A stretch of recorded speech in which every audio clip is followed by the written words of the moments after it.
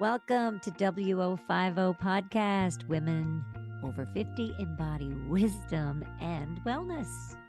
Hello. My name is Corrine, and I'm here with Eddi, my BFF of many years. And today our topic was the Zen of zipping through your to-do list, making the unmanageable manageable. I'm all for that.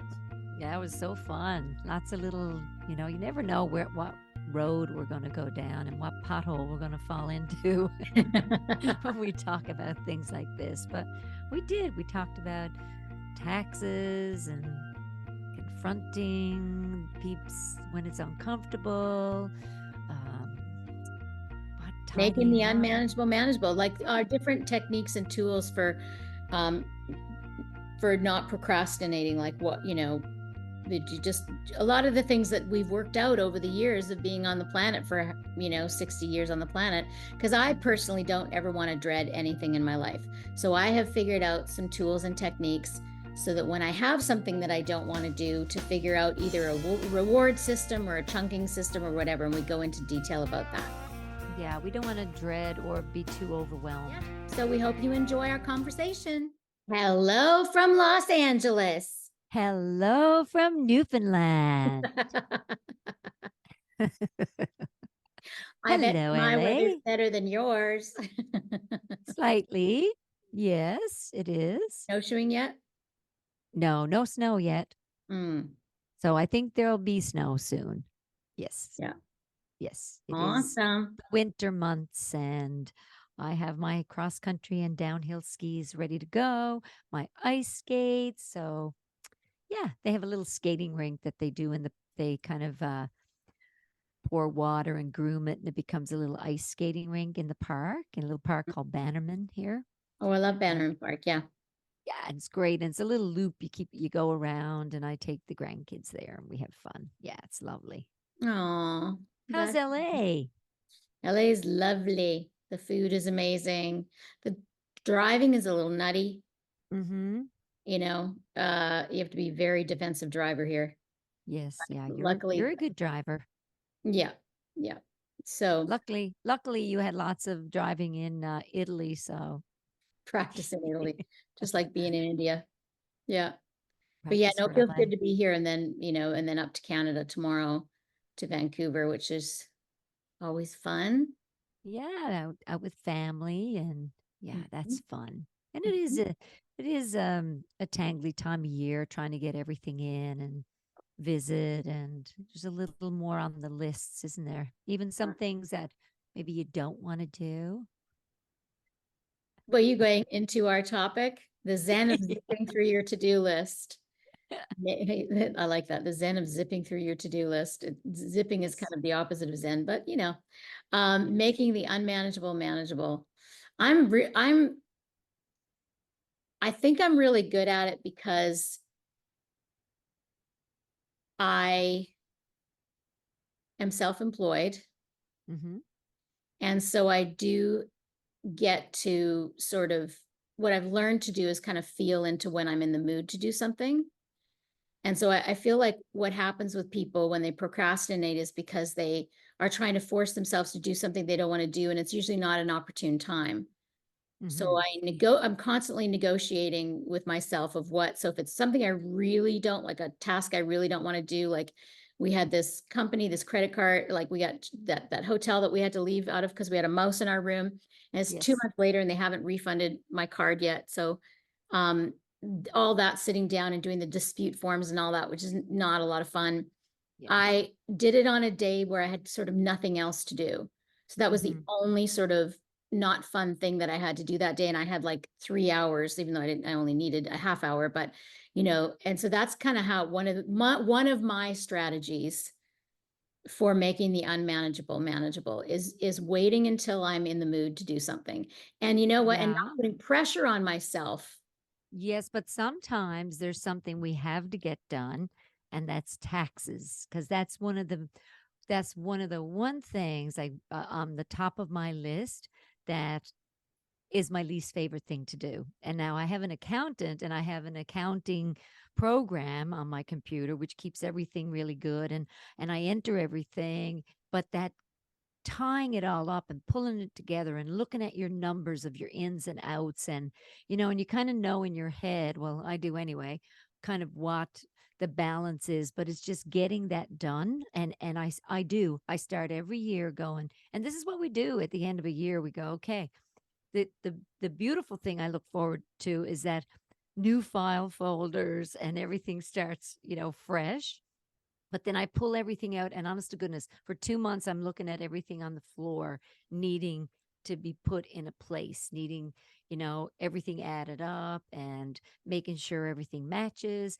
And I've always not enjoyed doing that. I don't know if it's because you see so much of your money that's gone, or and it's good that money has come in, so I really don't mind paying taxes because that means you're making money. It's a good thing. So, I look at things differently. Years ago, I used to hate it. I was like, oh my god, paying taxes, I'm paying so much taxes. And then you realize, oh, okay, there's a reason for that. You can, have better credit score, and might be able to buy a house, which I did. It's got to show there that you're doing all right. But the taxes, I put it off to a point where there's the deadline. So what I do is I just take little bites of it. I might do, personal one week, and then do the business piece next week, and then just try and not do it all in one day. Yeah. So your strategy is chunking. Yes, I do. I do little piles, and then I tally it. And there's such a relief when I do the summary at the end, and such a relief when I hand it to my accountant. That's what I look forward to, is that envelope being handed over. It's like Mm-hmm. the torch. But Mm-hmm. every year we got to do that. We got to do our taxes. Yeah, and so I don't want to dread it every year. Like Mhm. I just do not want to live my life dreading anything. Mhm. So I always have these different strategies of how I'm going to do it. So yes, I have to do my taxes too. And yes, I don't think anybody loves doing taxes. For me, it's just not so much anything about the money, or it's just like a not enjoyable thing just because I love so many other things, Yeah. writing newsletters, even though it's something I have to wait till I'm in the mood for. So I just, Mm. again, I wait until I feel, I know that I have to do it, and Yeah. I trust that I have to do it, and I wait. My thing too is I wait until, like, there's got to be a reward system for me. So it's either a movie that I'll watch after I'm done it. Sometimes my chunking starts too. So one day I'll put out, because I got to do the taxes for my foundation for my orphanage too, and kind of all sort of at the same time. So I'll Yeah. do kind of like you do, like little pieces. I'll do so it won't seem so much all at once. So I'll Mhm. say, okay, I'm going to watch this movie after, but I'm going to work for half an hour on this and get it good. And then the next day, or the next time I decide to work on it, I'm like, oh, I've already got this started and done that. And I'll do a little bit more. So it almost becomes exciting then, because Yes. once I know I've got a little bit done on it, then I can build on it. And that's kind of my secret to success to anything. I've shared it with a lot of people. I've shared it with actors for learning their lines. I've shared it with musicians for practicing their music. I've shared it with people for taxes. And that is, like, I've got one young woman right now who has an accounting exam to, like, she's a guardian, went through college, and she's got to write these really hard accounting exams. And I said, okay, you've got 30 days between now and the exam. You don't want to let one day go by where you don't do at least 20 or 30 minutes of studying. Mhm. That way you're not feeling guilty, spend time feeling guilty and worrying it's not building up. And you're getting a little bit done every day. So after a Mhm. week, you're feeling already better, like you can breathe better. And I do that with kind of everything. That's been my strategy that I've shared with people, because I've done that with my guitar playing. I've done that with my retreats, with my banking. It's like I Mhm. just do a little bits and pieces when Mhm. I feel to, and then it doesn't seem like such a big thing, and it doesn't weigh on my mind. My thing is I don't want it in my brain space. Yeah. Yeah. I get that. And that's why, people that really love accounting, and they have spreadsheets, and they have, everything laid out really well, and they go back in and look at it. And, I don't let a week go by where my business stuff isn't entered, because if I start to let it pile up, then I have a month of entries to do. So, I really do stay on top of it. Like every week I enter all my business stuff, and then every month, I'll reconcile accounts. And it took some time to get into that routine of Yeah. doing that, just Yeah. getting really organized with it. Yeah. You had to do the opposite first and feel uncomfortable for long enough until you came up with that system that finally worked. Yeah. Yeah. And everybody's got a different way of doing it. Some people like to see it all on a spreadsheet on the computer. Some people like to print it off and have a look, or it's like to-do lists, they look and they print off a new one each week. It's going to keep changing, right? But it's like the little bites out of the elephant, that's how you eat an elephant. One bite at a time. Ah, She might so correct me true. yet, but yeah. That's great. Yeah, all the things. And why do we procrastinate? I know that what happened for me was I procrastinated when I was young. So I'm talking teenager, early 20s. I kind of procrastinated everything. I just did what I wanted to do, and everything else I put on, whether it was bills or or anything that I had to do, is I'll just not do that, and I would ignore it. Right? You and I are very Yeah. different that way, because you were Yeah. very disciplined, and then what happened was, when I started meditating, procrastination went out the window. And that's when Mhm. that technique came to me, the chunking of doing a little bit every single day. Yeah. And so, looking after yourself and self-care and awareness, and specifically meditation, um, Mhm. does it's a deep rest for your brain, and it Mhm. really does help you with procrastination and doing things, making them manageable more, Yeah, making and it also, unmanageable well, manageable. another task too is like cleaning, right? Some people hate to clean. And Yeah, now or do after the laundry. holidays, right? The new year, oh, we're going to renovate this or paint this or clean out this.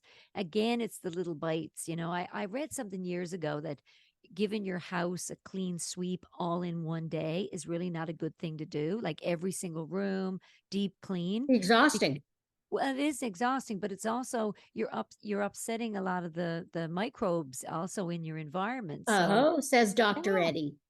yeah. So you do, well, if you got one bathroom or three bathrooms, you don't have to do all the bathrooms one day. You could do one level, or if you got, depending on the size of your house, you can vacuum one day and mop the next, or we don't have to take 3 or 4 hours to clean if cleaning isn't what you love to do, Yeah. right? So everybody's different. Organizing your cupboards or cleaning out your spice racks, like getting ready for winter or summer, wherever we are on the planet, like gutting the garage. There's tasks that people like. Even now I think about with the Christmas ornaments, some of them are still wrapped in really gnarly newspaper, because when you take things off the tree and you're like, oh, that paper will do, because every year I'm going, I'll put nice fresh paper on them this year. Well, this year I just bought nice fresh paper and put it in the box. So now the old stuff is gone, right? So now it's, Nice. yeah, so it's done. So they're ready again, instead of going, okay, where's that paper? Oh, I'll just use that old icky stuff, right? So, you know, yeah, just little Nice. things. I mean, it's just simple things, but same with Simple exercising as, too, right? what's People that? procrastinate. Same with exercising. People make resolutions for the new year, and then they look at it and it's daunting to them to start an exercise program. So again, it's start on a gentle walk Yeah, each you just day. start. Just start. When do you start? You start where you are. Yep. Start today. Yeah. A You gentle know, walk. I like that. just a gentle walk, just to, you don't have to sign up to the gym like everyone else is doing. They're signing up. Oh, I'm going to hire a trainer. Well, how many times have we done that in our lives? Right? So at this age, we go, I'm going to be gentle. I want to get into a routine of doing something that is I look forward to. Mm-hmm. Walking in nature, or maybe there's a particular trail I like to walk along, and there's birds or squirrels that are there, or a Mm-hmm. moose. Maybe there's a moose. I don't know. Yeah. So just little bites, eh? Yeah, I like it. I like it. It's very Mm-hmm. good. Yeah. Um, what else? Well, oh, I know another one. Organizing photos. people have boxes and boxes of stuff, or their kids' stuff, or they're cleaning out and they're overwhelmed. Maybe they've hoarded, maybe they've collected things. And when, oh, my kids will love that, I'll save that for them. And then the kids grow up, get their own place, and the kids go, I don't want that. I'm not junking up my place. And I don't want it. So then you have to downsize what's important. Well, make a date with one of your kids and go, what do you want out of this? You know, I put it in a Having safety another deposit. person, what's that? Yeah. So do I put it in a safety deposit box? Like, is it worth anything? Yeah. Having another person involved is another technique for procrastination or for doing stuff you don't want to do. I Yes. remember, I'm really good. I love cleaning out my closet. Like I'm actually constantly cleaning out my closet. I think you're the same way. And I've always got a bag of Goodwill. And I take stuff out, like I do more seasonally, but all throughout, I'm like, I've worn that for a long time and I just have it going. And then I probably have a garbage bag full, a small one every month or two anyway, to go to Goodwill. And so I've had a couple of friends that have asked me to come over and help them with that. And the key is, well, you and I came up with the term when we buy stuff, clothing or shoes or anything like that, we have to not love it, not love it, but we have to love it. And if we buy it, we have to get rid of something. So in, out, in, out. So it's, Mhm. yeah. And we have to Me, I'm love, love, love. constantly getting rid of stuff. So, We but are. yeah, Yeah, but it's also, it's not just wastefully getting rid of stuff. It's like, I have family members, I have cousins, there's lots of me, goodwill. Yeah, we do send stuff back and forth. Oh, she yeah, loves this. I'll keep that for her. Yeah. yeah. So, yeah, and bringing it to, like, there's consignment stores people, can go to and sell some of the really good stuff, the stuff you just don't want to throw out because you have such guilt around how much money you spent You for spent on it it. exactly. So you go, Exactly. maybe I can resell that. And I Hmm. always think it's upscaling. Like anytime you get rid of something and someone else can use it. Like if something's sitting there too long, let someone else use it. Exactly. Boots or coats or hats, mitts, dress suits. If you no longer work in an office and you got 20 pinstripe suits in your closet, like really, like yeah, yeah. And it's fun cleaning out. You feel lighter, you feel, Well, that's yeah, relative. There's a lot of people that don't find that fun. So, but I'm happy that you find it fun. I do. I do. I've always been like that though. And I think, Yeah. when I was a child, we had a couple of house fires. So I lost everything in the house fires as a young person. And I think that's one of the reasons when, I don't hoard things. I don't attach to things. I think Yeah. that might be, as I'm thinking with you here now. Yeah.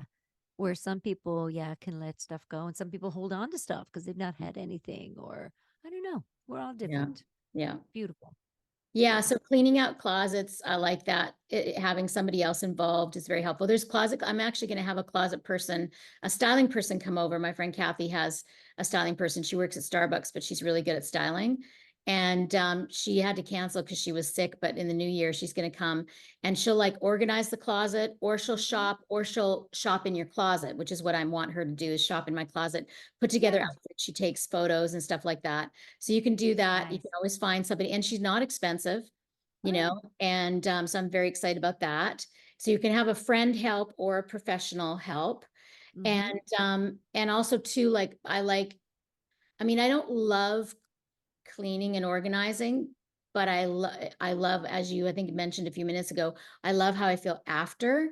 Yeah. It's such a sense of accomplishment and lightness. And then every day when you go into that area, like I remember during COVID, I organized my kitchen I organized my spice cupboard I've been wanting to do for so long. I bought these little shelves that were like where you could see all the spices and stuff like that. So I Yeah. took everything out and cleaned it.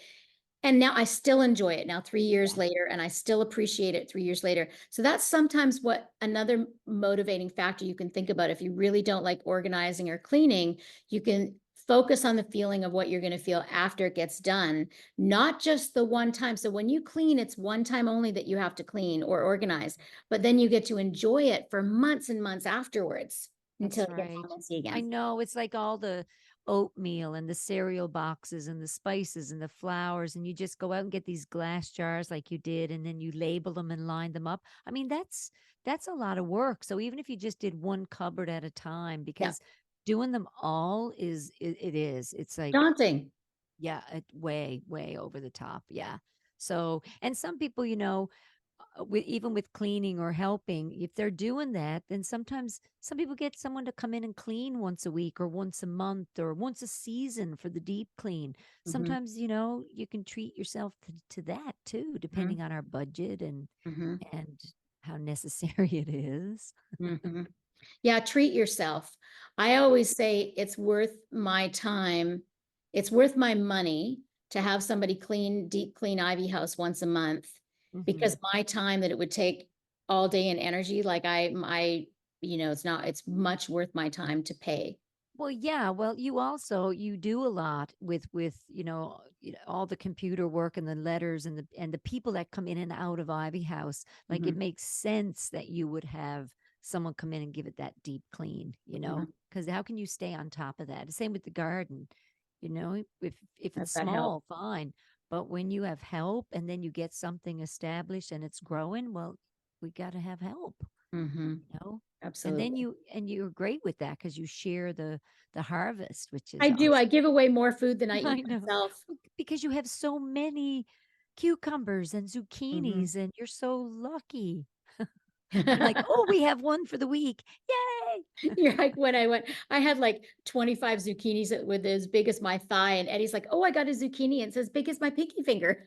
And why is half it green and half it yellow? It's like they don't even, my zucchinis, they just like to hang out with each other. Yeah, Cucumbers but and zucchini's like hot zucchini. weather. You get, you get lots of um greens, We which do. We get which we loads of don't have a green. big season for greens. Yeah, yeah. Lots of root vegetables too, Yeah. turnip, potato, beets, really nice hearty things. And again, that can be another task people find daunting, is when they get a lot of that produce and they want to pickle things. And Oh, again, me it's too. picking the day. And Oh then yeah, pick in it's the picking day. that day. Yeah, pick Yep. that day to do the beets, and then Yep. another day to do the cukes. Yeah. I You also can't. tried different techniques. One year I canned my tomatoes, which is a lot of work because you have to cook them and then you have to cook the cans and then you Yeah. have to peel the tomato. I mean, it's so much work. It's a whole thing, which I did enjoy. But the next year I was like, oh, it's a lot. So then I just chopped them and froze them, which was another Yeah. technique that works. And so, sometimes I do different techniques like that to help me with the abundance in the garden. Yeah. Yeah. What else? What else do we, yeah, it's smart to delegate duties and hire someone, and if we can, or have a friend come over and you trade things. I remember when my um, mother-in-law was moving, and we went over to help her move, and it was really easy for me to organize it for her because she just, was downsizing from a big house to just an apartment. And my honey, he's is a bit overwhelming for him because you know his mom has a story about everything. So I'm really good at, okay, tell me a story about this. Now, where's it going? And we did 3 piles. So who's getting it and how much it means to her. And then that big last pile, it was amazing what she was able to keep and how we organized it. But there was so much that she was able to unload and share with her family and give. And she was like, do you need anything? I'm like, nope, I don't need anything. I'm good. I'm good. I got everything I need. Nope, nope, we don't need anything. And to allow them to, especially as you get older, to tell the stories, right? Mm-hmm. And have the Listen to them, connection, hear because them. it's they have memories with items, right? So, a lot of people over the age of 50 and 60 are dealing with moving their mums or dads into assisted living or retirement centers or sometimes lockdown units, right? And they want to set up the environment so it's beautiful, and they got their quilt and their pictures, and it's a really gentle, and it's a tender time, so yeah. That's beautiful. I remember when you did that for Strat's mom. It was pretty awesome. He appreciated it so much because it was so daunting for him, and you were Well, just it in there every day helping, and she yeah. appreciated it too, his mom appreciated it too. It Oh, was she great. It's great did. that you Oh, yeah, did. and it took weeks. It took weeks because and but we did each room at a time. Like it was, you just take each room and that's how we did it. And then eat, have food, and it's, you're upsetting somebody's this is their life. This is and there's boxes and you can't minimize it. You got to go, now you don't need this stuff anymore. What are you holding on to that for? Now what? You know, so sometimes with a sense of humor, it can be handled, and then there's a little cry, and there's so Yeah, it's some memories, tearful memories and stuff, yeah, for sure. yeah, yeah, And it yeah, might be that way when you're going through your stuff too, not when you're helping an older yeah. person, but, I know when I've done deep, like, big moves before, like, when I moved to San Diego from Nashville, I'd been in Nashville a long time, is Hmm. years ago, and, I could only take whatever was gonna yeah, I took what went in on the plane a few times to San Diego, but then it was really what could fit in my little geo tracker back then, what could fit in and so I had to get rid of a lot. And so that's when I went through all my photos and I had the same thing. I had a garbage pile, I had a Goodwill pile, I had a give to my friends pile, and I had a sell pile, my antiques that were worth a lot back then. Uh-huh. And it's nice too. I loved the luxury of having 3 months to move. That Hmm. was I think where I learned a lot of my Yes. techniques of getting a little bit done. So it's not overwhelming. Because I know people that procrastinate, they put stuff on and then whether it's cramming for a test or for moving or for whatever it is, and it's like, that's so unnecessarily stressful. Yes. And I remember moving back to Newfoundland and decided to have a big yard sale to get to and it was a lot of big stuff to sell or get rid of. And it ended up I might as well have found a family that had just relocated to the US and just handed it to them because it would have saved me so much time and the amount of money. Like really, you've got a $500 sofa and they want to give you $50. I'm like, oh my God, just take it. Just take and by the end of the day, the family came by. I'll never forget this. And my daughter had all these toys, and she was 12 when we were moving. She's 30 now. And boy, she wishes she had all those things now. But they were in boxes for her kids, right? But they were in boxes, and families would come. And this family came and they had little kids. And I went, you know what? You can have everything here. Gave them a set number. I don't even remember now. And they cried and they were so happy. And I was like, oh, thank God they want even the Barbies. Yay. Yeah. Because you reach that point and yeah, it's lots of happiness, right? Yeah. Yeah, spread it's recycling stuff. Like I love that recycling, repurposing. I've always loved old things and I love giving away things. I don't sell things very often. I know from many years of what you just said Yeah. that it's so much easier. Like I don't consign clothes anymore, even though I've got some pieces. It's just not worth the hassle of the $10 that you get after they Mm-hmm. take their commission and they wait 3 months for the check and all that stuff. For me, I'd Yeah. just rather recycle it. And, Yeah. and I try to find good organizations. Like if it's good clothes, there's like the Yes. YWCA helps women who are, to Mm-hmm. get back into business and stuff, and they'll Yeah. give them good clothing and things like that. Yeah. So I Single remember Parents what Association, right? the what? There's Single Parents Association take all kinds of amazing clothing and suits and Canada, yeah. Yeah. new Canadians, right? There's people coming in and into Yeah. the country and need help getting set up here, or it's everywhere. So yeah, yeah. When I helped my mom move from her place, there was this woman I found out through a friend of my mom's, and she just did on her own, but she would come and get, because this is something the government could never do. She would come and just take everything out of your kitchen, open mustard, open ketchup, open spices that you're going to maybe throw out when you leave, half a toothpaste or whatever, all when you're having a big move, and the Hmm. stuff that, from your fridge or your freezer that you're just going to throw out. She took everything. And I remember she took a bedroom set and all this kitchen stuff, and she had just found a young couple, no, a young woman who just divorced her husband, and they were homeless and they just had got their home, and she drove it right to her. They pulled up in a pickup truck, and this is a service that her and her husband, they were retired, did for people.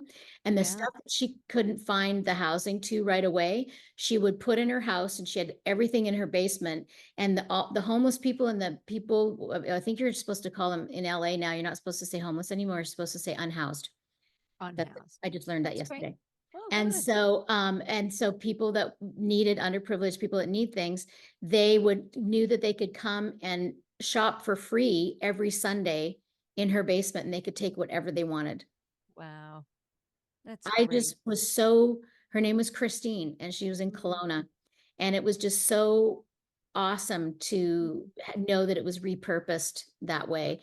And those are the kinds of mm. things that you do you learn about when you're helping somebody else, or you're cleaning out, and you're, just, yeah, doing the deep clean. And I always say it reflects the deep clean of the emotionally too. Like if you're That's doing the true. emotional work, then Yep. there's a draw to do the deep clean in the house too. Yeah. Well, that we know, less clutter, when your workspace or your home space is cluttered, your mind, your head feels cluttered. And it's like when you get things organized and the layout of the land, what's in your closet, what's in the drawers, where the spice rack is, what's fresh. Head doesn't get so busy, right? It just goes, there's just there's more flow. Let go, flow. Yeah. Absolutely. That's the Mhm. flow right there. The beautiful. I love that. And it's so true. It happens naturally. You can do it consciously if you want, but it kind of happens naturally. Mhm. Um, there's just this, I don't know, it's a reflection of what's going on in your life. When you do some deep work, then you automatically will want to clean out a closet or something. It's wild how that It's true. reflects each other because you're tired Yeah. of looking at something in the corner that you've been looking at for a year or whatever it is. Yeah. That Yeah. mind body balance. It's so Mhm. connected. And then once you start feeling good, you start treating yourself good. It's like I say this all the time. The better we feel, the better we eat, the better we act. The worse we feel, the worse we eat, the worse we act. So true. It's It's a ripple. unfortunate, but it's so true. I Mm, always tell people in coaching that the more upset the nervous system is, and the more sort of frazzled people are, the more they want to do things that keep them frazzled, like unhealthy things, like, either drink alcohol, or stay out, or have unhealthy relationships, or watch Netflix, until 2 a.m. or whatever it is, and not, get enough sleep. So we kind of do the opposite of what we really need to do.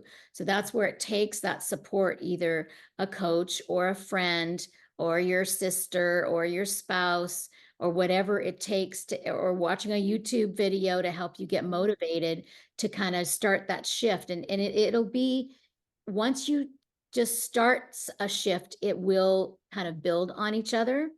mhm. I was talking to, I want to give Katie a shout out right now. Katie was saying she was listening to one of my clients. She was listening to our sessions, our podcasts. And Hi, Katie. I talk about her sometimes. There's so many that listen regularly that I I want, know. Kim and Sarah and Lori, and all our dear friends. Good. And so, she Thank you, was, guys. Thank you for yeah, thank you so much listening. for listening. We're Yeah. very encouraged that you enjoy hearing us chit chat. Um, she was saying how for Christmas she was organized like a week ahead of time. She's got all her presents bought and wrapped. And here she is, a single working mom. Mm. And usually that's not the case this time of year. She's just still got a lot on the to-do list. And because she's done all this work on herself, and it's now a reflection in how she's able to get stuff done. It's beautiful, isn't it? Because it's almost like there's more clarity. People tend to we get full, and often when we start getting the clarity, even with Christmas shopping, you might be if Katie got ahead, she's going, I feel really good. Oh, this over here reminds me of so and so. Huh, I must get that. And you know, it's a I don't know, it's ripple effect, I think. Yeah. Yeah. Yeah. Yeah. And well, it is a ripple effect. It's a ripple effect for you in your life and for everybody you're around, because who doesn't want to be around a calm, peaceful, happy person? Yeah. Yeah, don't let things turn into like I just got the visual of a snowball when you're making a snowman and it gets bigger and bigger and bigger and bigger and you're rolling it. And I feel like that's what happens when we procrastinate is it Mhm. just keeps getting bigger and bigger in our heads. And I feel like I know this is the case for me that the stuff that I think about that I don't want to do is way worse in my head than in actually when I do it and get it done. Like taxes, I feel like are always at that every year. That's why I've stopped worrying about it because it's never as bad as what I make it out to be in my head. Oh, yeah. Yeah.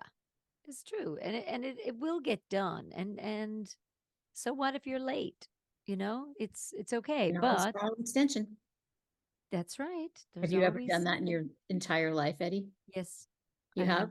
I'm very Yeah. proud of you. I would have thought Wasn't my wasn't answer my would have been, I was gonna say, I can't see that you've ever filed an extension. It was when you were married, I'm sure. well, yes, but it was my accountant at the time I've couldn't made a get mistake. to it, and I had it all there ready, just needed, her follow through on it, and Yeah. I was like, "Oh my," because I love getting things done and on time, and I know. See, that's that's the that's difference just in our how I've been. personality. I'm like, if I'm stressed and can't get to it, I have absolutely no problem filing an extension. Zero. Yeah, I don't mind now. If I need to, I will, but I just like getting it done, then it's done. It's off the plate. It's the same with, it's interesting when we talk about the hard to do tasks, right? The managing the unmanageable. And when it comes to like confronting somebody, if something comes up, I'm the type now, I want to talk now and let's sit and talk about it now. Where some people, no, they no, need more time, need more time. Yeah. Hmm. And confronting people that's another challenging one, isn't it? Some people Hmm. put it off. They go, no, I'm not talking to that person. I'm done. Yeah. Yeah, Those are we cut people off because we don't want to have the uncomfortable conversation. I think we've mm, had about four topics already, and I know the one thing I want to talk about in the future is I still really want to do a death one, like one yes. on death and how we feel about death and dying, dealing with people that we love, death and dying, all the different ways about it. Like I'd love to do that. Well, and you know what we should? I watched Sunday, Good Morning Sunday. I forget what it's called. It's on CBS, but it's Happy News, and Norman Lear was on it this morning, and I happened to watch, and he has had like an amazing life, and Yes. he's 99. He just passed. He Yeah. was 99, and when he was interviewed, Jane Pauley interviewed him, and he said, "I'm not fearful. It's not the dying, it's the no longer living part. I don't want to have to do. Isn't it interesting?" He goes, "I love it. I have no fear of death. I just want to keep on living." Yeah. Yeah. So it's interesting. Yeah. Hmm. Yeah. And all the stories he had written and the shows and the, things that were really hard topics. I mean, he worked with, um, Archie Bunker, just and Hmm. how he talked about just the controversy around it at the time because it was the 60s and 70s, right? Hmm. So it was just a beautiful life, beautiful story. So Hmm. just He read about definitely his had a life. full Yeah. life. But definitely, like, yeah, we'll be interviewing people. We will take on that topic, the grief process, death and dying when we lose loved ones. And I mean, that's, a heavy. Yeah. And Yeah, I've, I don't I've, find it heavy. It's to me, it's like the most natural, like there's nothing more natural than dying. Yes, I know, but it's a heavy for a lot of people. That's what I mean. It's for you and I, we we process it differently. We've done a lot of work and we've um sat with, I've sat with a lot of death in my life when I was an oncology nurse. Hmm. I mean, and I worked at a terminal cancer clinic out in Vancouver. That was my first nursing job. And I'm early 20s, that was my career. And I remember weekly, twice, two, three times a week, I'm in the morgue with somebody. Yeah. And yeah, my view on death now is so different than then. So, Yeah. it's yeah, it's a topic that definitely needs um, more discussion and Yes. yeah, for Yes. More sure. discussion for sure.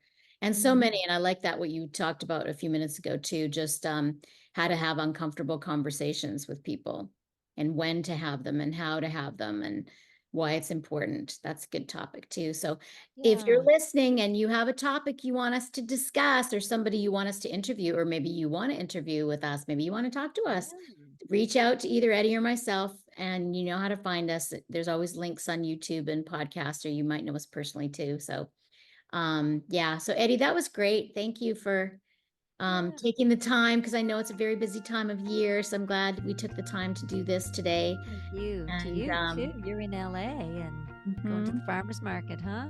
Yep, going Okay, farmers lucky market. you. I'll miss you. I'll miss Of you. course you will. It was so funny because was it last year or the year? No, the year before we were in LA and it was Christmas. It was No, it November. was November. It was Yeah. November. And we went shopping and all of a sudden we look up and it's snowing. I'm like, how can it be snowing? It's like 70 degrees here Fahrenheit. She goes, wow, snowing. It is. And then we look up and there's the snow being blown off the rooftop of Yeah. the. The fake It was snow. great. It was great. It Yeah, was it was very. so fun. I wanted to be go. I'll take a picture of you tonight, because that at the farmers market in LA, it's so beautiful the way they do Oh, their Santa in it the is. sky, and yeah, So it's really fun. all the So lights and yeah. yeah. Well, So we hope you got a lot out of this and you enjoyed our, and I hope you found it zen of zipping through your to-do list, and your dealing with your any procrastination, and making the unmanageable manageable. yeah, a little at a time. Little chunks, little sips, as Eddie says.